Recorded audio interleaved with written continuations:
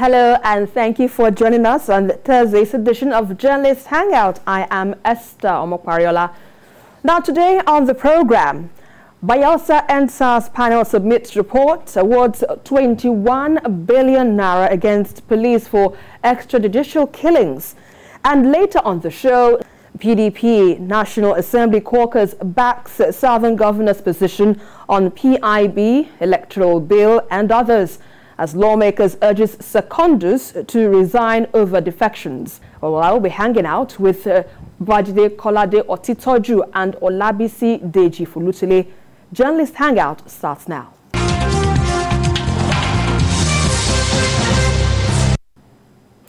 Well, the abduction storm is far from over in Kaduna State, and barely 3 days after 121 students of the Bethel Baptist College, Maraban Rido in Chikun local government area were abducted, about 13 persons have been abducted by bandits in Sabo Tasha community of the area.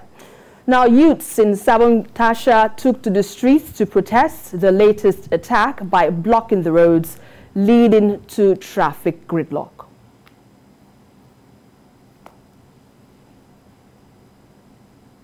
Jide, this is really worrying when we get to hear reports of this nature almost on a regular basis. This is becoming more like a norm. Are we saying that we are comfortable with what we are hearing, what we are seeing, children being kidnapped from their schools, from their homes? I mean, it's really becoming unbecoming, if I'll use that language.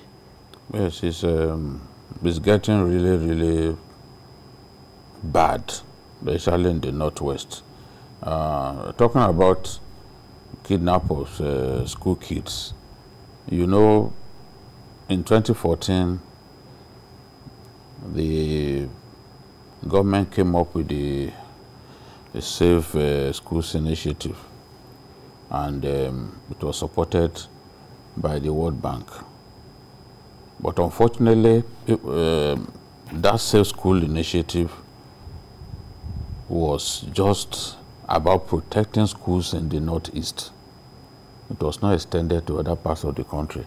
As we have seen now, the problem is largely with the Northwest.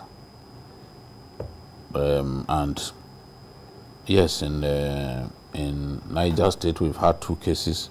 But in Kaduna alone, in the last few months, we've had 4 schools raided by kidnappers, and it's terrible.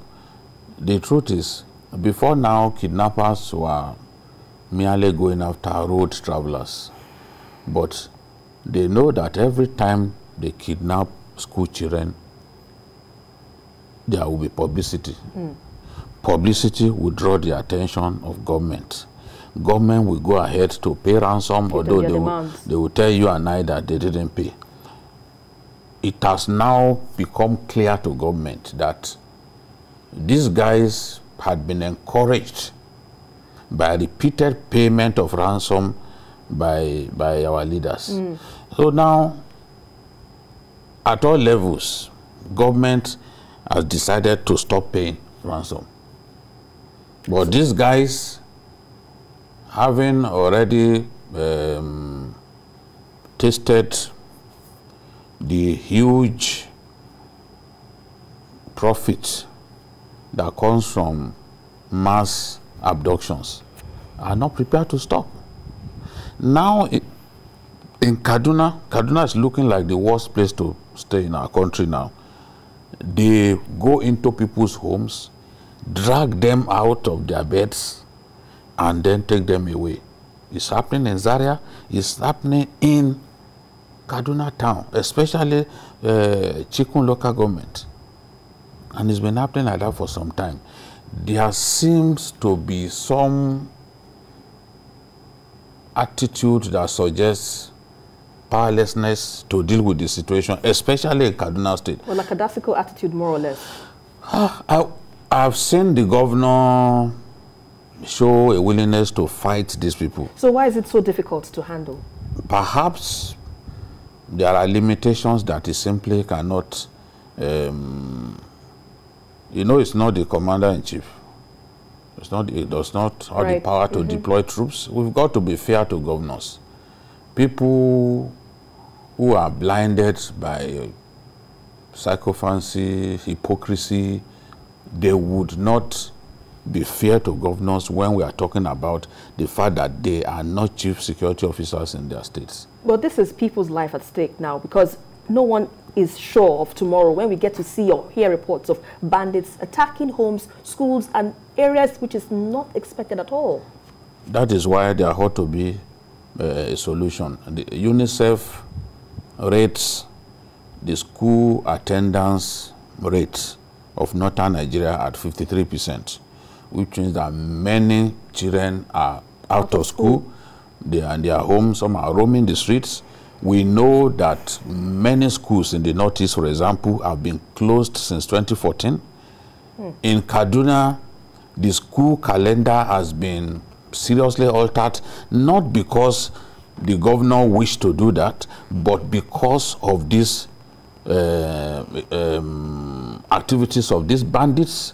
So government is forced to close schools, thereby negatively affecting the school calendar. Right. You know, the Oyedepo school, for example, Bishop Oyedepo school, they had to close because bandits made an attempt to kidnap students in the school.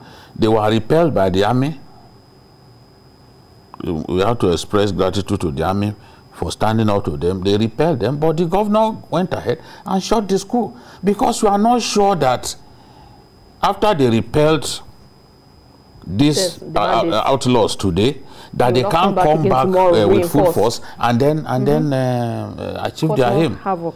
So it's just terrible. Indeed. Now, Deji, let me call your Labisi apologies. You know, when we get to hear these things, from what Babajide has, rightly pointed out, the governor has tried in his own capacity, and it's left for the commander-in-chief of the armed forces, which is the president, to do the needful, driving troops into these areas, and perhaps, decimate these bandits, so to speak. But how much longer do you think the people have to wait for the government to do the needful after seeing these reports happening on end?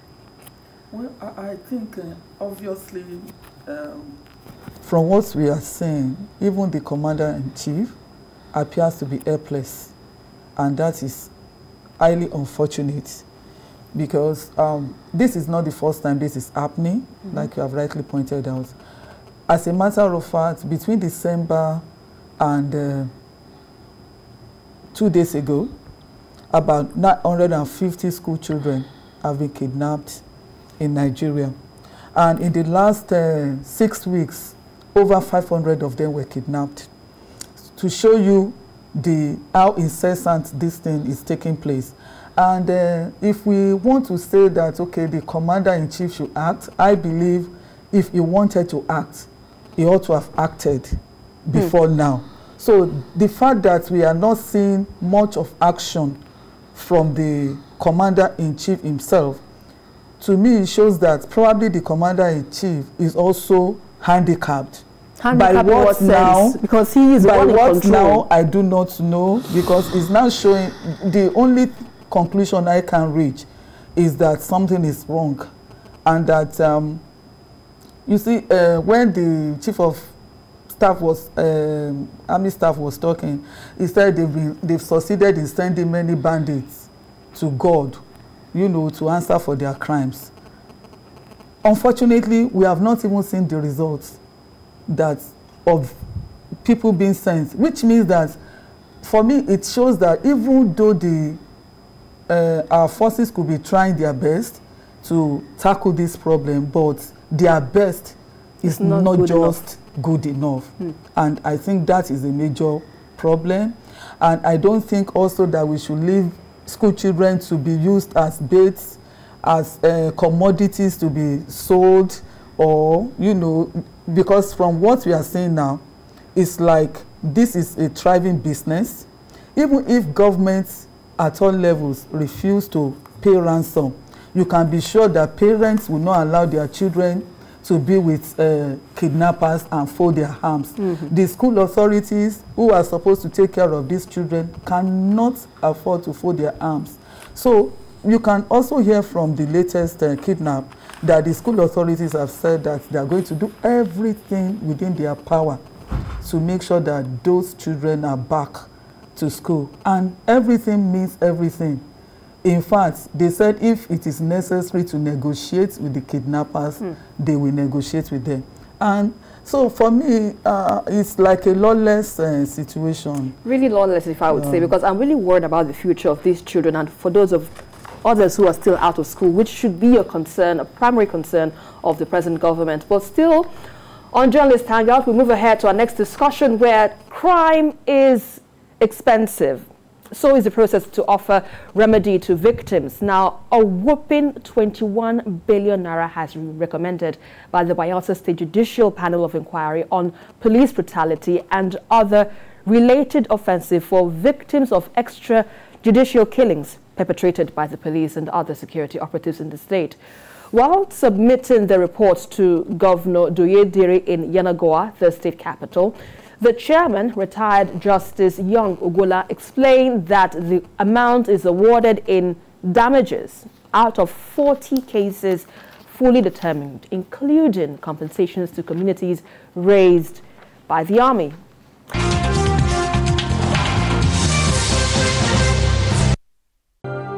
About 8 months ago, Governor Doyediri constituted a 7-member judicial panel of inquiry with terms of reference of making recommendations of compensation with other remedial measures included. During the set time frame of 6 months, the committee recorded 50 petitions, while 40 cases were determined with the judgments delivered. On this day, the committee is at the 41st State Executive Council meeting, where a recommendation of 21 billion naira was made as compensation to victims of police brutality and other related matters.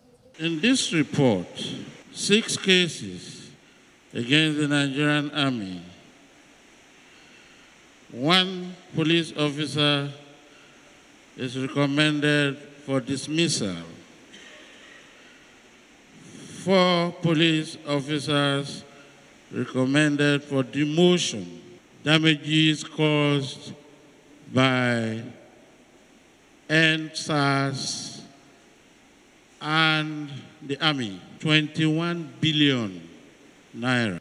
Governor Doyediri, being represented by his deputy Lawrence Erujapo, says a panel will be put in place to look at modalities for compensation. While the law enforcement agencies have every duty to protect lives and property, they also have a duty to do that within the confines and remits of responsibility and protection and respect for the human rights of all citizens. That the issues you have raised will all be looked into. 21 billion naira awarded against the security agencies is quite appropriate. While briefing journalists, retired Justice Young Ogola clears the air over doubts surrounding payments of compensation.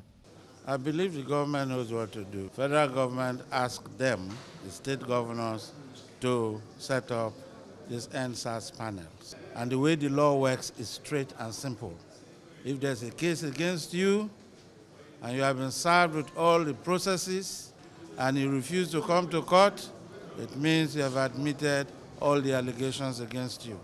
Families of victims are hopeful that the new committee to be set up by the government will ensure that justice is served. Joseph Kunde, TVC News, Yenagoa.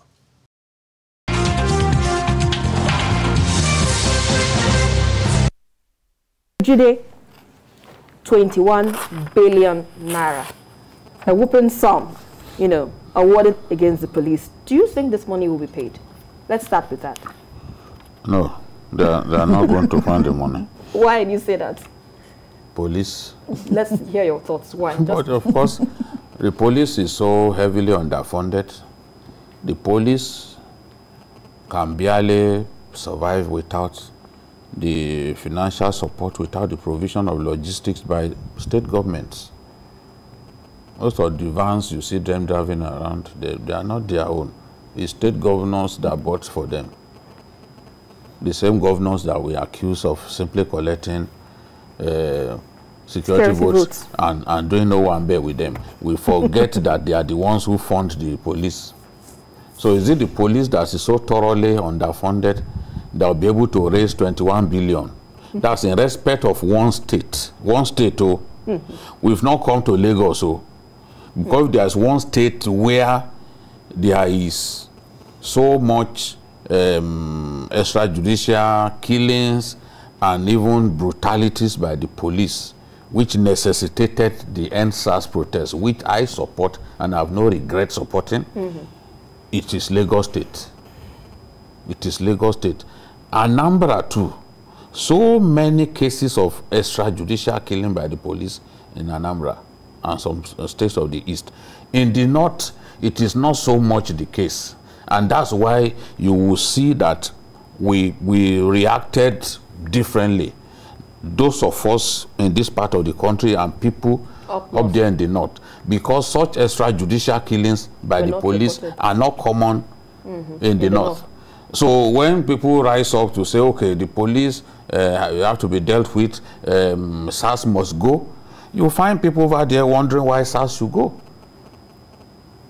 Because such bestial killing of people without trial, where the police subject them, turn themselves to the judge and executioner at the same time, well, they don't happen like that in the North. So you then not be surprised that many Northerners didn't feel a need to fight, to push to join in the protest. But when President Buhari saw some of the videos of police brutality, he then decided that, look, at state level, investigate these cases individually, individual states, investigate them and come up with solutions. How do we get the police to be to be able to enforce the law within the ambits of the provisions of the law? Which is the problem. You've got to do your job as a law enforcement officer, but within the provisions of the law itself. Many of them get carried away and they take people's lives willfully. I've spoken before about the case of a policeman who was begging. The guy was arrested, accused of a crime that I do not even know. And he was telling his boss, he said, give me the honor of killing him. Give me the honor of killing him. And in broad daylight, the guy was trying to take cover behind a bus, a yellow bus. But as I fired him, you would think you were watching the film. It was in broad daylight. Look at what happened with Aposis in Abuja back then. Look at what happened in Borno State with Mohammed Yusuf, when that Nigerian hero, General Hahanotu, arrested Mohammed Yusuf and handed him over to police, only for them to irresponsibly waste Yusuf in detention. That's what led us to the Boko Haram problem that we are facing now, that has already consumed more than 30,000 lives, including lives of innocent policemen, soldiers. If we've lost thousands of soldiers to the mistake of one, or to the irresponsible behavior of a bunch of policemen. So now 21 billion, the governor was saying that the 21 billion awarded is appropriate, but whether they can pay is another thing. So even the governor of Bayelsa State, he knows that these people cannot raise this money. Because even me, when I heard, then how much will Lagos come up with? Well, there are so many cases around here. There was a case of a man who was pushed down from a story building and he broke his back. Today is wheelchair bound. So for some of us who supported the idea of scrapping SARS, we had our reasons. It had nothing to do with President Buhari. People may come out today later and say it was designed to remove Buhari from power. But it was because those guys suddenly became, they saw themselves as too important. We were telling them, you've made your point, leave the road. Ashwaj Bola Ahmed Tinubu told them to, leave the road. Everyone, President Buhari said, you have been heard loud and clear. Your message has been heard loud and clear. The vice president said the same thing. The governor of Kwara State even accompanied them. He joined them in their march to show that he was in solidarity with them. So it's not Babajide alone who supported NSAS. There are many people, even some Nigerian leaders. Wike worked with them in Port Harcourt. Everyone wants a decent police, a police that we can be proud of. Is that such a bad thing to aspire to have? No, it's not. But a police that kills people at the slightest opportunity is not what any decent country wants to see. And I'm telling you, by the time we go to the various states, when all of them submit their reports, maybe we'll be talking about $1 trillion.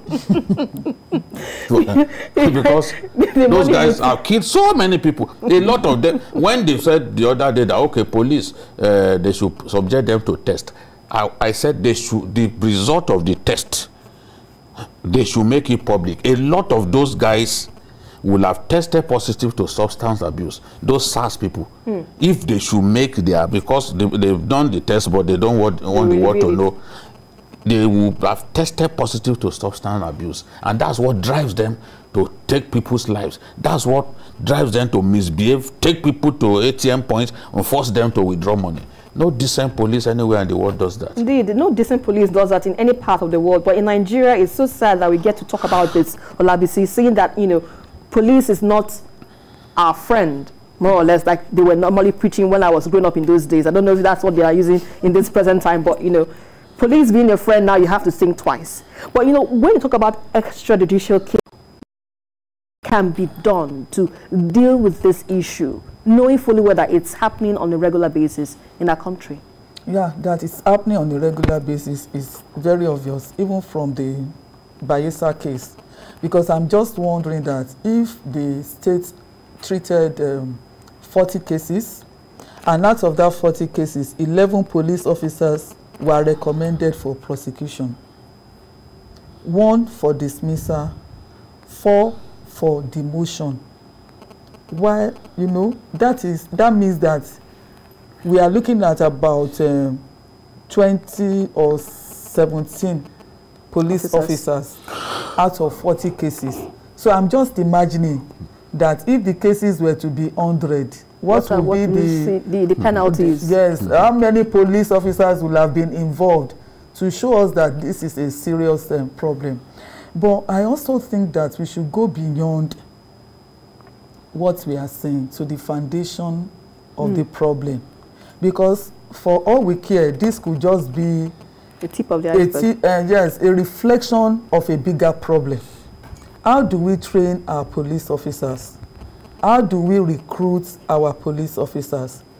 I think these are major issues that we need to start looking at. Then how do we treat our police officers?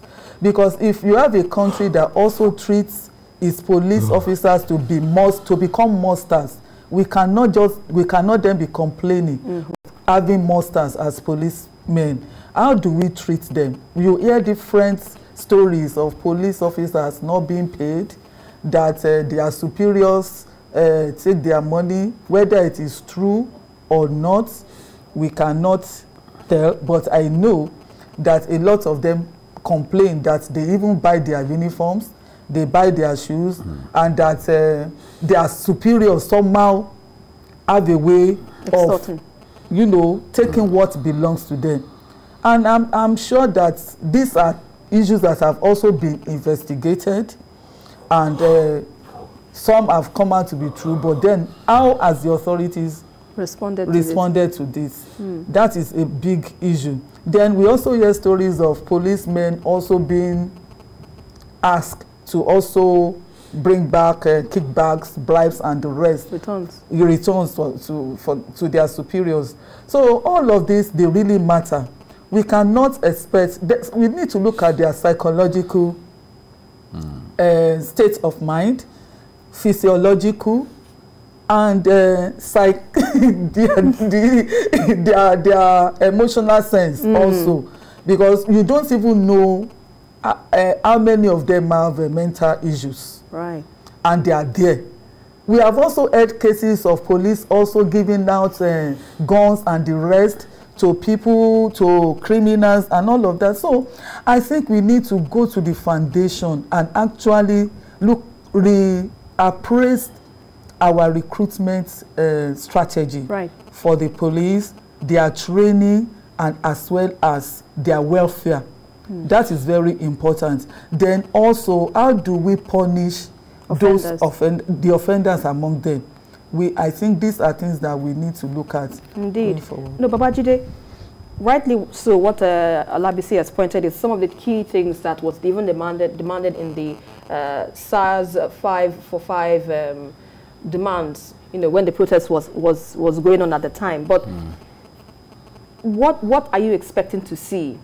What kind of reforms would you want to see in the police? Because many have said, if you go to other climes, apart from Nigeria, go to other climes now, if you see a protest, you hardly see them hold live rounds. They have rubber bullets, or they use water cannons and other defensive means to, you know, disperse protesters and all of that. But in our case, it's different. We see them holding live rounds, you know. So is it just training that these police needs? What about the system? How they are being, you know, reformed? What other reforms are you expecting to see if we're to have a police that we should be proud of? No, first and foremost, the police and the army itself should be made to realize that they are responsible to the civil populace. They should stop seeing themselves as superior to the rest of us.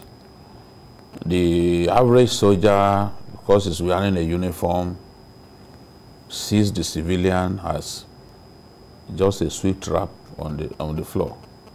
Sees the civilian as worthless, and they won't say, this bloody civilian.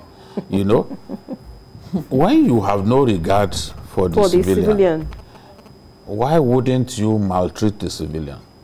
Because that is what we are seeing. We need a police that must constantly earn the confidence and the trust of the ordinary people, because that's the only way they will agree to work with the police. That's the only way they will cooperate with the police. That's the only way they will provide information that the police needs to protect us better.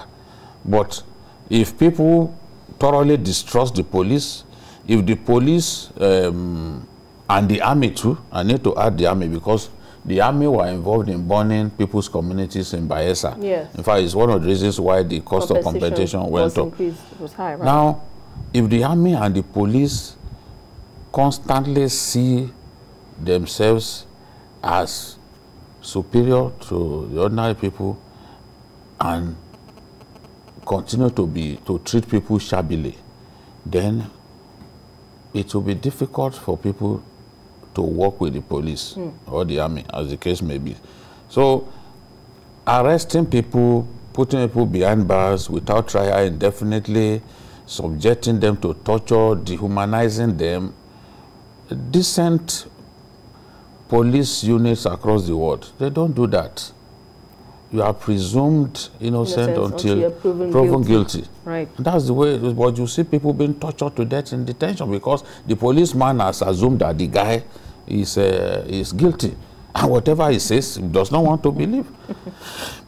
So the training has to be sufficient.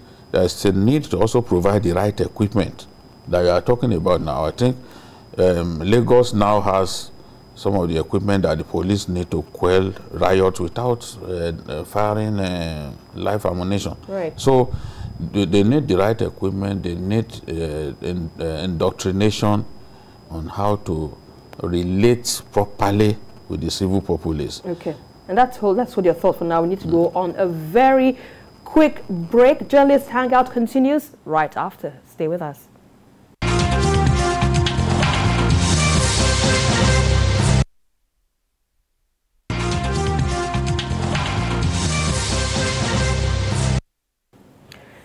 Now, in politics, most times it is difficult to strike a balance between good and popular ideas, and it appears the southern governors are getting away with both regarding their stance on national issues lately.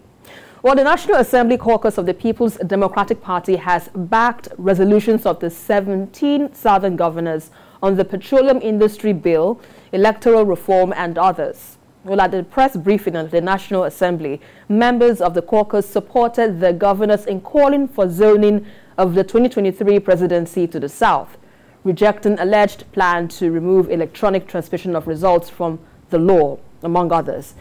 Meanwhile, cracks are becoming more visible in the rank of the PDP as a member of the House of Reps from Taraba State, Remande Kwekwem, has told the national chairman, Uche Secondus, to resign from his position over the mass defections rocking the party. But let's hear first from the leaders of the PDP caucus.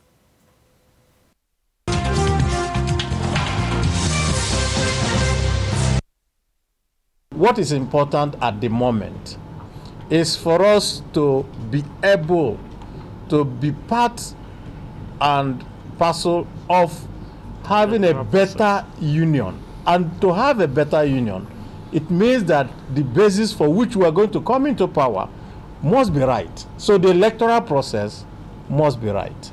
And we are very, very concerned in making sure that the electoral process is as free and as credible and as transparent as possible. Any Nigerian currently is talking about who is defecting or who is not defecting.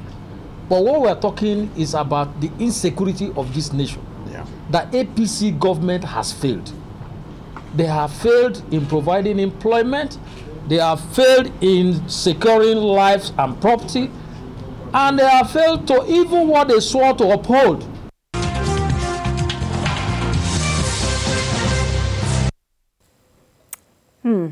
Jide, let's first of all look at the internal wranglings happening in the PDP, where Uche Secondus has been asked to resign because of the mass defections. But should that be the primary reason? Or let me ask you this now. What do you think could be the reason behind these mass defections? Do you think perhaps there is something else that the party isn't talking about? You see, some time ago, I advised the PDP leaders to reach out to APC caretaker chairman, Mai Malabuni, to please temper justice with mercy. Because the way Mai Malabuni is going, he does not even want anybody to remain in the PDP. Since he became the caretaker chairman of the party, his main goal has been to welcome defectors from the PDP. And he's been doing that and he's been succeeding. So I advise you, say, see, the way at which this man is going, you've got to find a way to stop him. If you can't stop him, you better appeal to him that, Mr. Mai Malabuni, see, our country needs two political parties. Absolutely. The way you are going, you want to asphyxiate us. Please, take it easy. Because as we speak today, there is another governor from the southeast who has already signed his contract papers, just like a footballer, to join the, you know, all that is left. Transfer market. Yes. he's been on the transfer market for long. But Mai Malabuni has finally gone to perfect his transfer. So personal terms have been agreed with this Southeast governor. So it's just the day that we will be officially unveiled that we are waiting for. Maybe that day he will hold the jersey of APC like this, the way footballers hold the jersey of their new club, and people like Mai Malabuni, they will be smiling on both sides, and then it will be taken before President Buhari, because a lot of them want to meet the president, and they know that once they've defected, they will eventually take them before the president. So this is what, the way it is, many of them in the PDP are not convinced that the party has a future. So they appear to have given up that the next election will still be won by the PDP. By the APC. Okay. So they want to, and they believe that, yes, they want to quickly join the APC before that next election happens. So you firmly believe that the PDP is heading for the rocks, as you're saying it? If it continues like this, that's where they will end up. Because you are not, APC has a problem with looking for 12 million votes that President Buhari usually wins from the Northwest. Now, their strategy is to get as many governors as possible. On their side. That if they get as many governors as possible and they open up the space and the party becomes more acceptable to young people and women, then they will be able to, the 12 million votes that President Buhari usually appropriates, since he's not going to contest in 2023, they will now get those 12 million votes by other means. There are still many people, you don't be surprised, people like Kwankwaso go back to the APC. The problem is really that in some states, how do you accommodate two juggernauts? How do you ensure that Ganduje and Kwankwaso will be ready to work together? And one person will agree that the other is the party leader? That's always the problem. That was why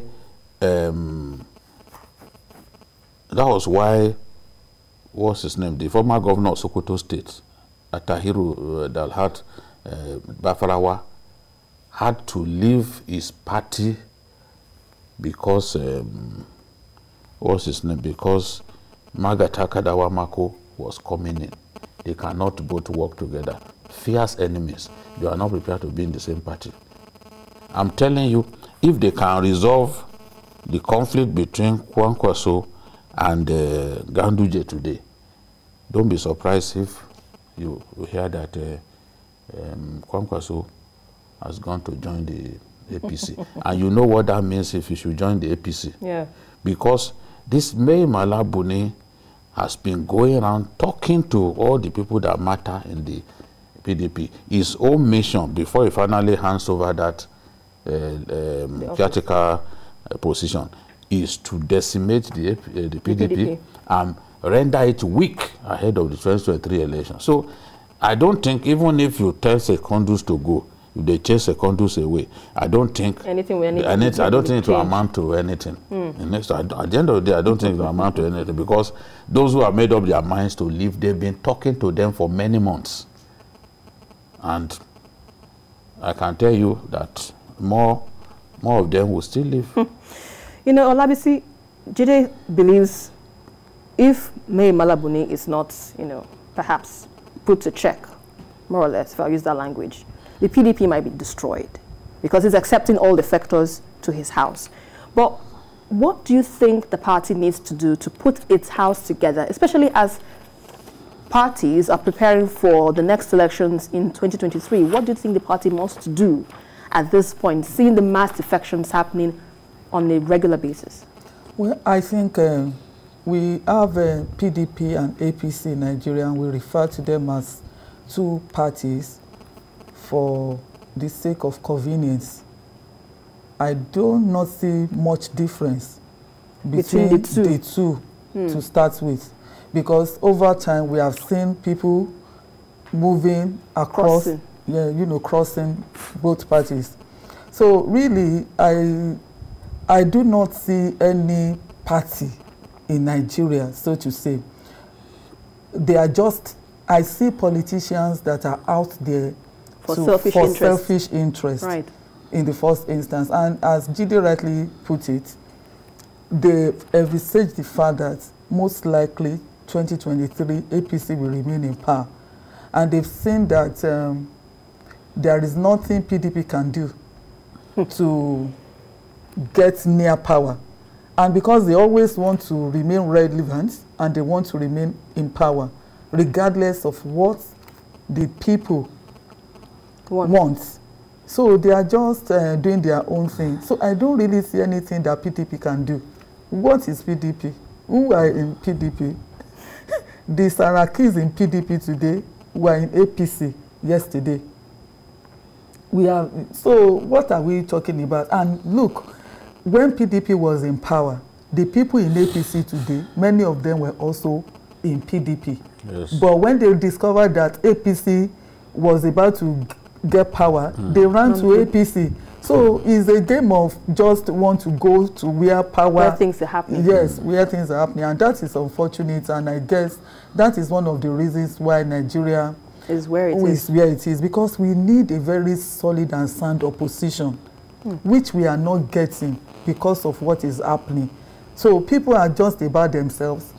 The people in power are not getting the kind of opposition they need that can make them to change policies, because everybody is just interested in what they can eat, which is very, very unfortunate. And until we are able to get ourselves out of this, I don't know what can be achieved. Indeed. You know, this is really, really a dicey situation. But, you know, let's quickly move on to our next issue. But let me just ask this before we move on to the next issue. You know, what Olabisi rightly pointed out, you know, she said solid and sound opposition is what we need in our country. But what can be done if we need solid and sound opposition in 2023? Because already, you know, the party itself is also, the PDP rather, let me ask this now, the PDP is supporting the APC's, the position, the Southern Governor's position on the PIB and the electoral reforms. Rather, it rejected moves for the amendment of the electoral reforms, which is something we need in the opposition. If they're able to reject something, that means it more or less gives the government, puts the government on its toes. You know, it's not allowed to have free reign. No, I get the point that you're trying to make. Yeah, so... this one is bipartisan, and that's why it's commendable. There are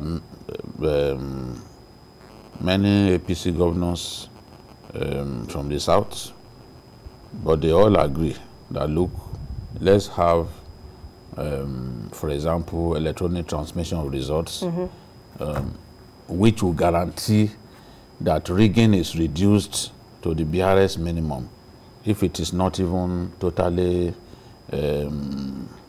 brushed aside.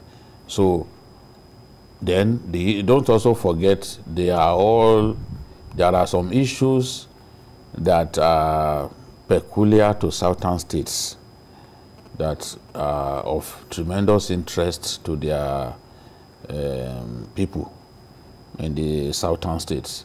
So they've got to push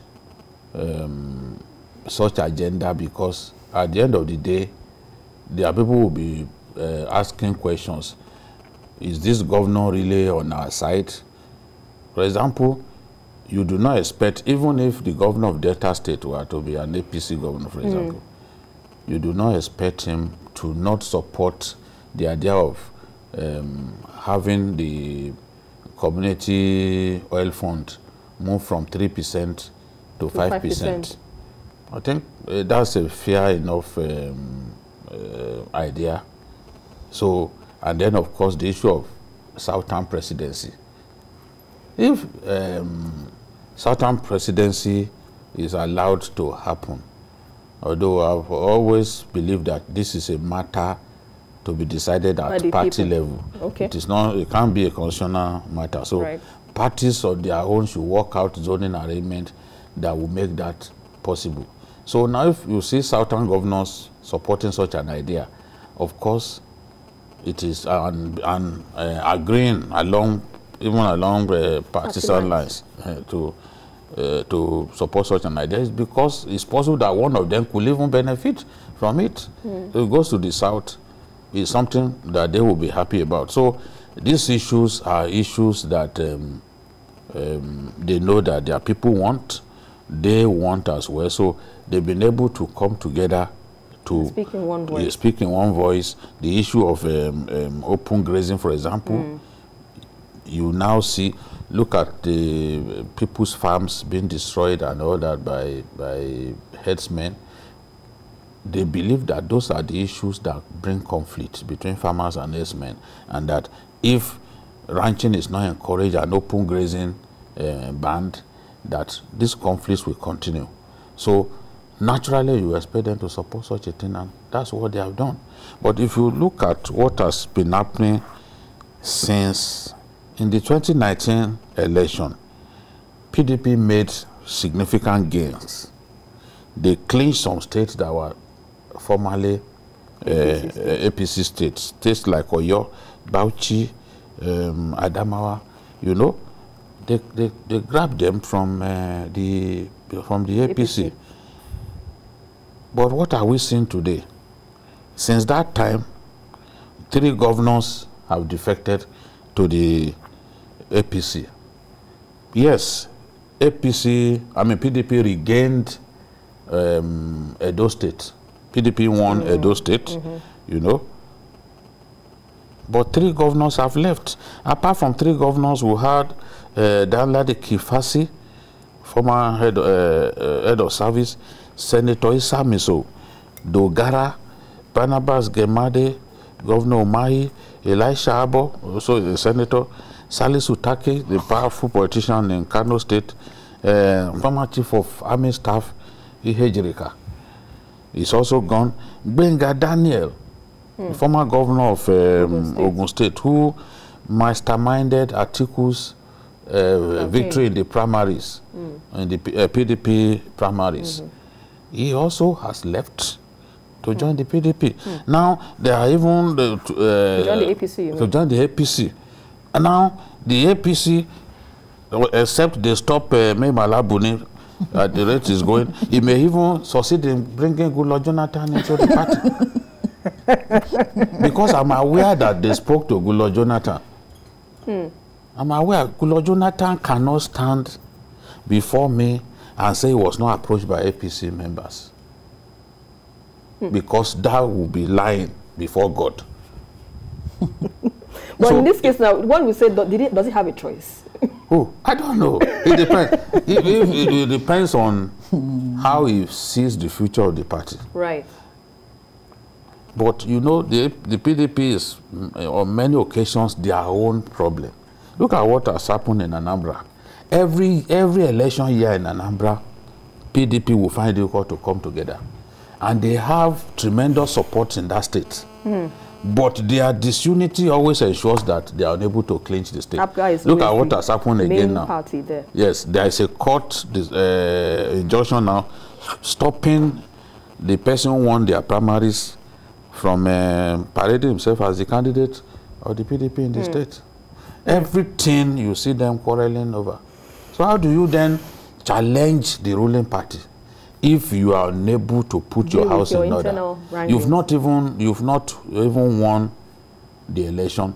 You cannot come together. And the other party, they're already thinking of 2023.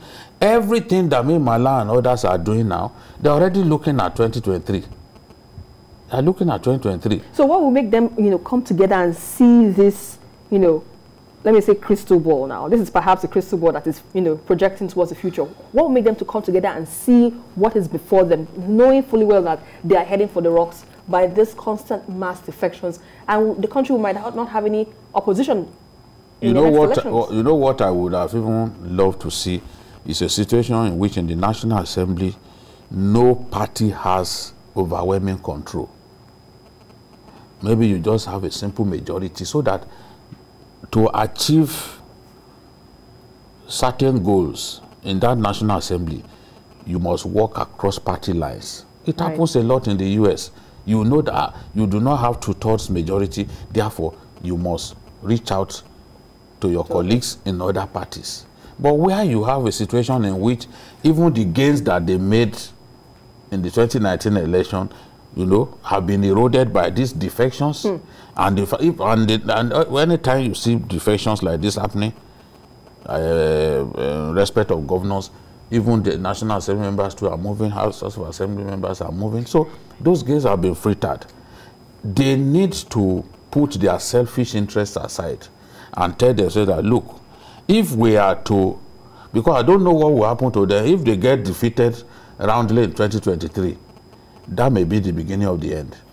Because now, yes, that may be the beginning of the end. BC, your thoughts on this finally before we end the show? Well, I think until politicians set aside their selfish interest and look at the generality of the people and move and, you know, make policies or take decisions, rather, aimed at getting a better society, we will continue in this circle. And unfortunately, the PDP, you were asking why it is difficult for them. It will be difficult for them because they are not looking at you, neither are they looking at me. They are just looking at themselves.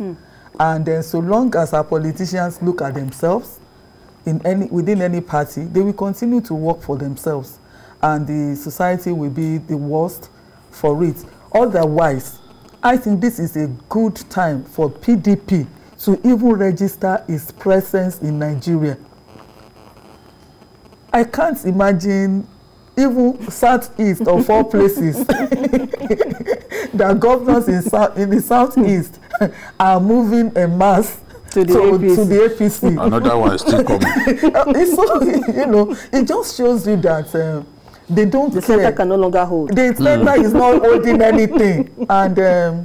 And it's unfortunate, really. Really unfortunate. Really unfortunate. All right, and on that note, I'd like to thank you for being a part of today's show. Olabisi Deji Folutule, thank you very much. And our usual regular co-host. Co-host. I'm not your co-host. Our regular partner, Bajide Otitoju, thank you so much for your insights on today's program. Yes. And that's about it on Journalists Hangout. Join us again tomorrow for another episode of the show. And don't forget to join us on Journalists Hangout on Sunday from 1:30 to 3:30 p.m. We are also on YouTube at youtube.com/TVC News Nigeria. I am Esther Makwariola. Bye for now, and God bless Nigeria.